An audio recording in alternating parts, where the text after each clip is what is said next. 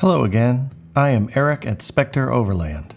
This video covers the first 3 days of the 9-day Baja Raptor Run on Baja California, Mexico Peninsula from September 26th through October 4th. The desert was so green. Locals said it was a once-in-a-decade event because of a hurricane 3 weeks before our trip. We visit our first of 4 amazing and unspoiled beaches. And we were the first visitors to an isolated mission since the hurricane that is hundreds of years old. There was a lot of damage to the road getting there, but the trip was well worth it to experience this unique and very remote mission. Stay tuned for this and much more.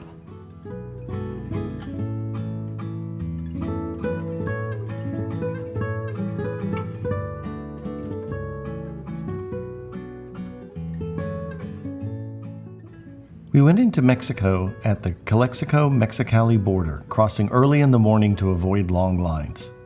Don't forget to prepare your tourist visa paperwork ahead of time and stop at the administrative office just over the border to get it stamped and validated. You will need a prepaid receipt, so do your research online in advance. Also, you will need vehicle insurance specific to Mexico. And keep in mind that you cannot bring extra gas or meats across the border. You can have empty gas containers for extra fuel, but must fill them in Mexico.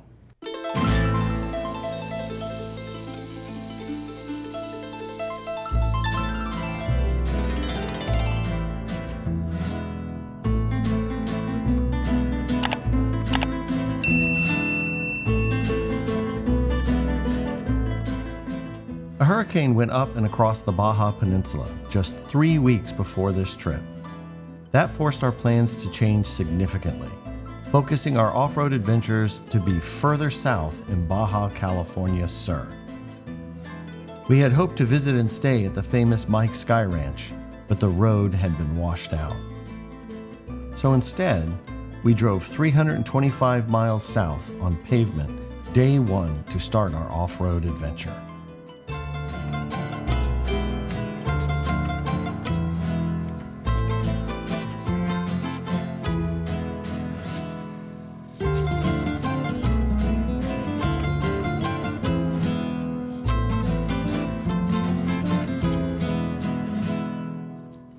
The view along this coast is so beautiful. Look at that water, it's just so blue.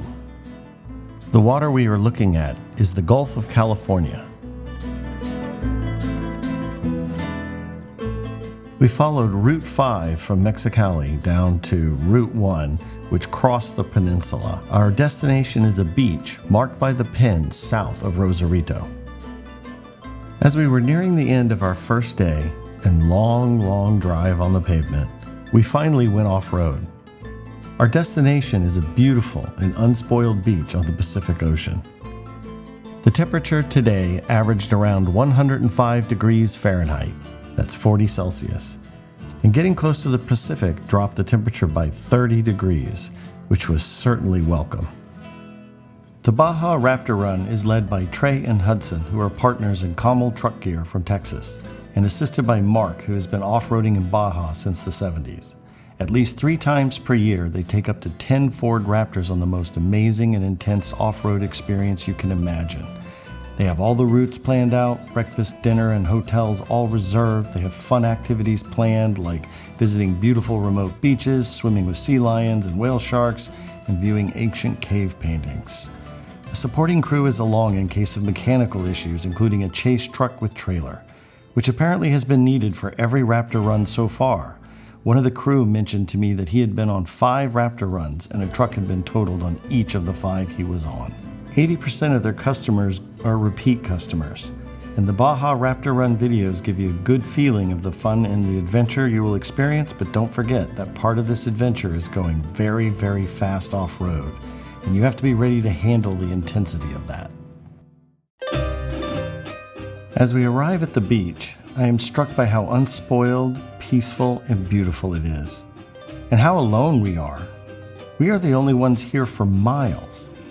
Also along on this trip is Daryl and Lisa, Alex, Joe and Zach, Brian and his brother, Chen and Chris, and my co-driver Steve. I have to give a shout out to Chris, who has a personality unlike anyone I have ever met. He really got us all connecting with each other and really made this trip fun.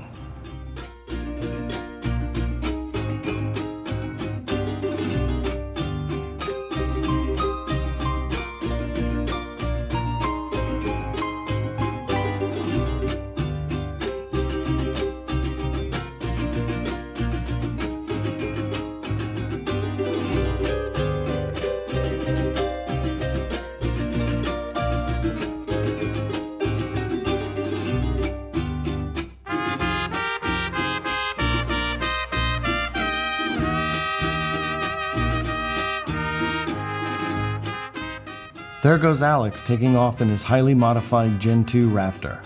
Each of us waits our turn, so there is some distance between us. This lets us go our own speed and stay out of each other's dust cloud.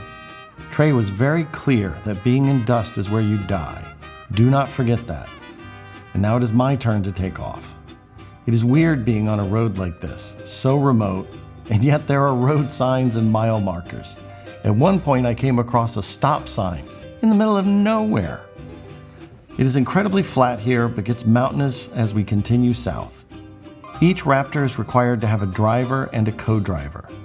The driver is focused on controlling the truck at speed off-road, while the co-driver operates the radio, tracking the hazards and ensuring the driver sees them.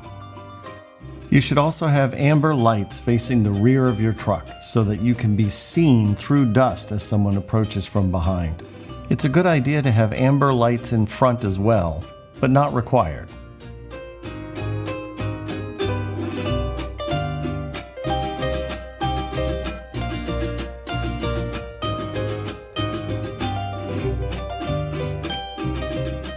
Every time there is a fork in the road, each driver will wait at the fork until the driver behind them catches up.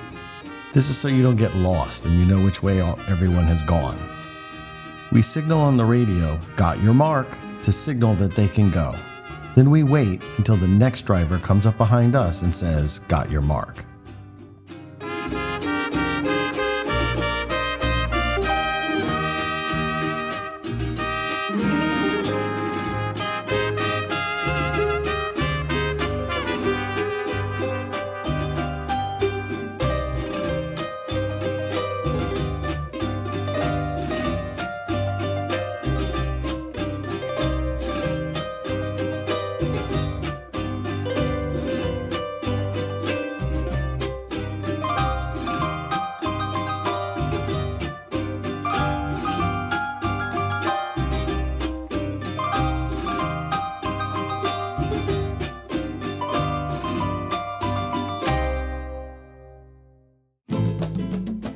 One of the most interesting aspects of Baja California is how much the terrain varies from one location to another.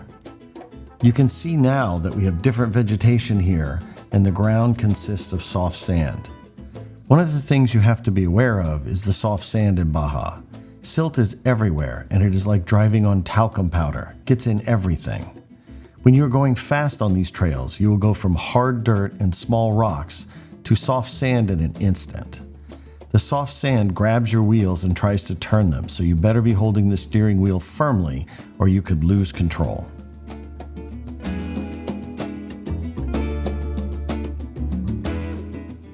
The area we are crossing here is known as a wash. A wash refers to a dry creek bed or stream channel that only carries water after periods of rainfall. I can only imagine what this spot was like when the hurricane passed over this area. It must have been all water from one edge to the other edge.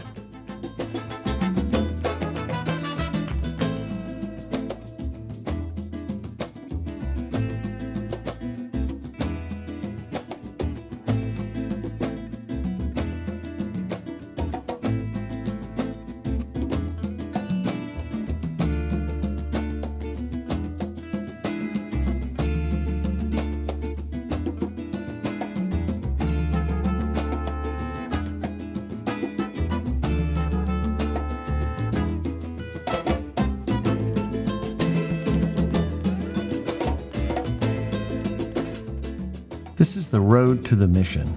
A bulldozer came through here the day before we did. Otherwise, there wouldn't have been a road to even get here. You can see how rough it is. We know he had just come through here because we passed him on our way up this road. When we spoke with him, he said he had just come through the day before, spent the night at the mission, and then was making his way back. We certainly appreciate him getting the road back into shape where we could go over it. We were the first visitors to the mission and along this road since the hurricane 3 weeks earlier.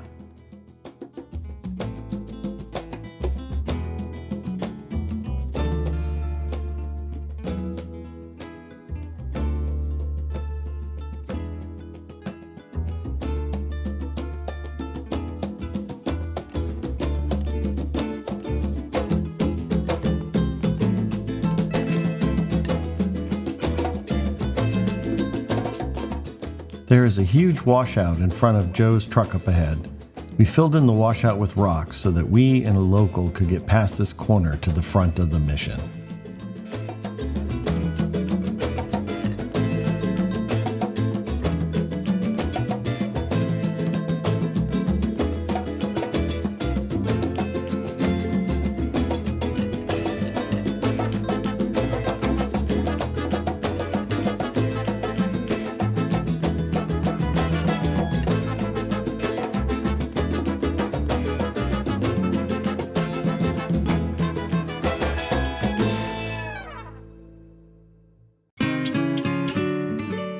The Santa Gertrudis mission is located just above Baja California Sur, literally in the middle of nowhere. The mission foundation site was selected in 1751 by Father Consag. He named the site for the new mission as La Piedad, and then temporarily built the church and compound for the soldiers who accompanied him. Father Consag was helped by a blind native who converted to Christianity. This convert then mysteriously converted thousands of natives from the Meligay, San Ignacio, and Santa Gertrudis regions to Christianity. Construction of the mission began in 1752, and a restoration was completed in 1997. The family that cares for the mission keeps it in immaculate condition, and we're still cleaning up since the hurricane. They do not have a regular priest, so they cannot celebrate Mass regularly. But a visiting priest will travel here periodically so this family and others local to this area can attend Mass.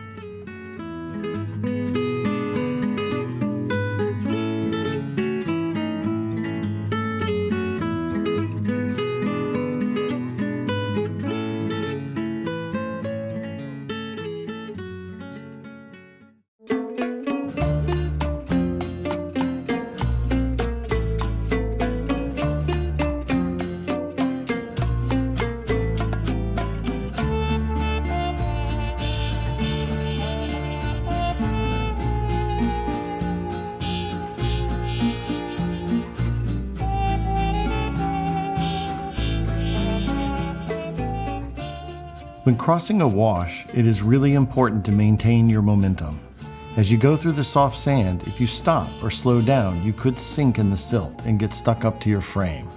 It's hard to know when you're crossing a wash whether it is that level of silt or not. Chris told us at the beginning of the trip that we may be given nicknames, and if we are, we better own them. I think I was the second person to get a nickname that was well deserved, so I did own it. He called me U-Haul because I was way over-prepared and had my truck bed completely full for any eventuality. Carrying too much is not good on a trip like this because it weighs you down, making it more likely you will hit bottom. I still carry too much stuff on my off-road trips. Maybe one day I will embrace minimalism, but so far that hasn't happened.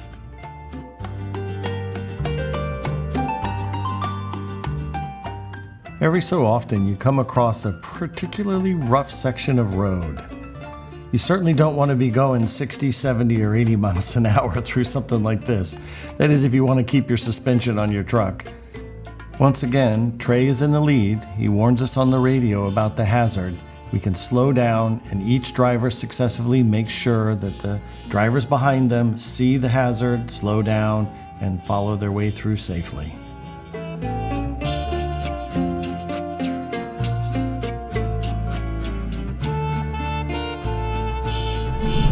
U-Haul, that's your mark.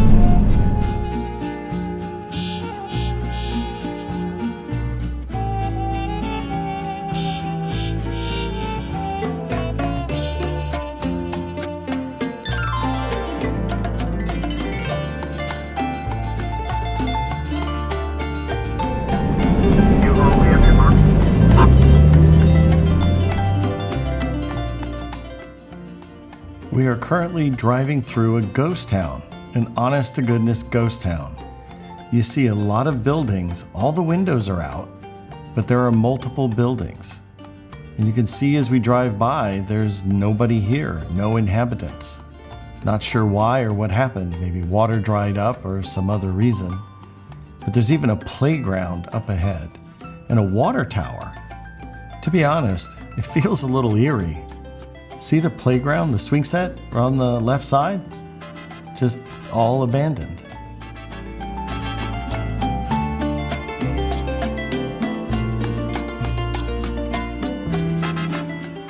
On the left is Hudson's highly modified 4Runner. The clip I put in makes it look like I just zoomed right past him in my fearsome Raptor, but I gotta tell you, a few seconds later he blows by me at 90 miles an hour. He's an amazing driver and an amazing mechanic. Destination for our second night is San Ignacio. Spanish Jesuits first settled here in 1706. It was home to the Aboriginal Cochimi people. There is a freshwater river on the edge of the town that has created a beautiful oasis. Construction on Mission San Ignacio was completed in 1728. The adjoining church was completed by Dominican missionaries in 1786.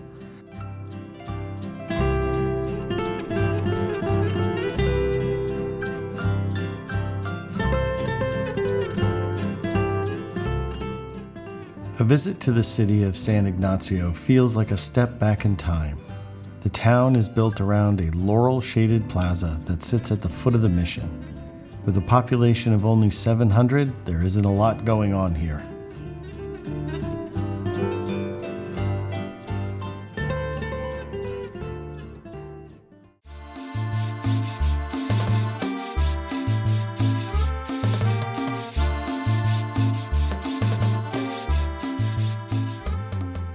Early on day 3, Alex began having trouble with his front axle.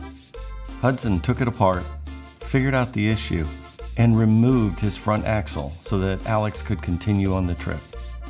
All right in the middle of the desert.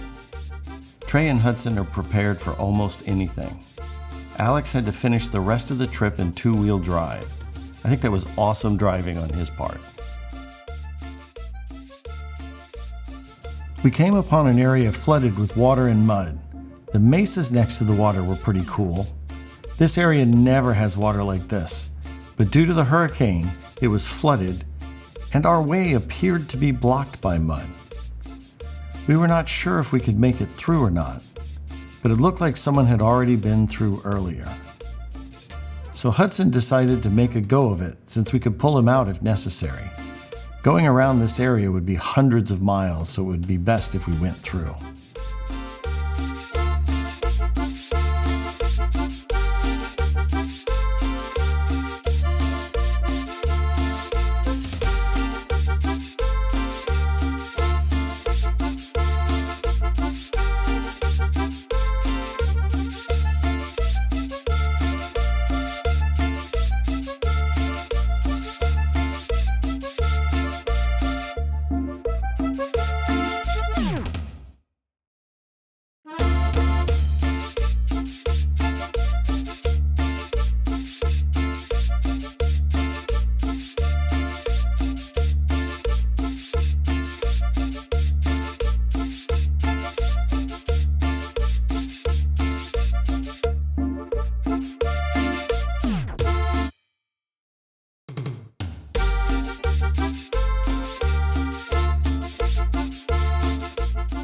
My co-driver Steve deserves a special mention. The co-driver is a really important responsibility. I know that most of my friends would have been terrified going this fast off-road with the real and present danger of crashing. Not Steve. He went with the flow, stayed calm and cool, and was an excellent co-driver. Well, except when he kept encouraging me to go even faster. Thanks for all you did, Steve. I just had to include some video of this part of the trail. Just look at all of this greenery. This is the desert. It is 115 degrees today, 46 Celsius. After the hurricane, the desert just came alive. And when you look at the mesas to the left as well, it's just really unique and really pretty. And as I said before, the landscape just changes so much from one part of Baja to another. It's constantly changing as you travel around.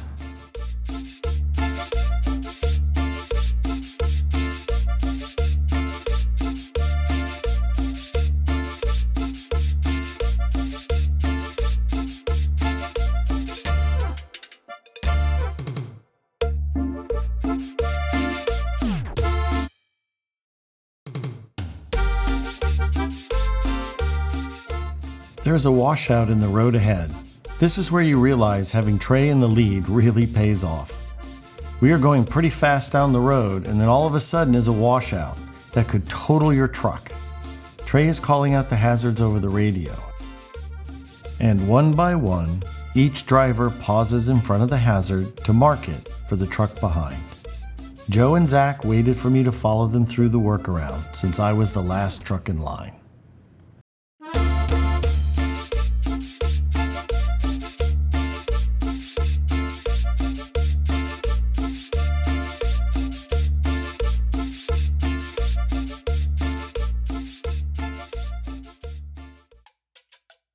San Juanico, aka Scorpion Bay, in Baja California Sur is our destination for the night.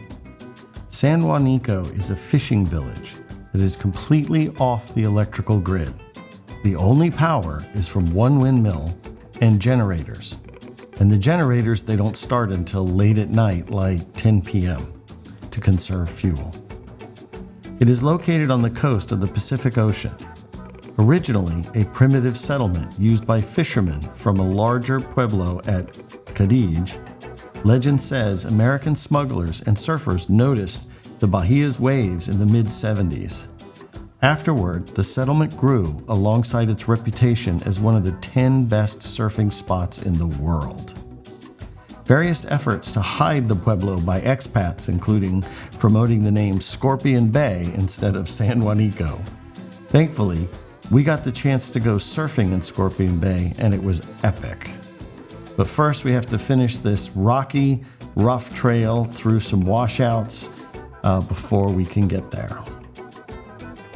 We are coming into San Juanico now to stay at the Scorpion Bay Hotel tonight.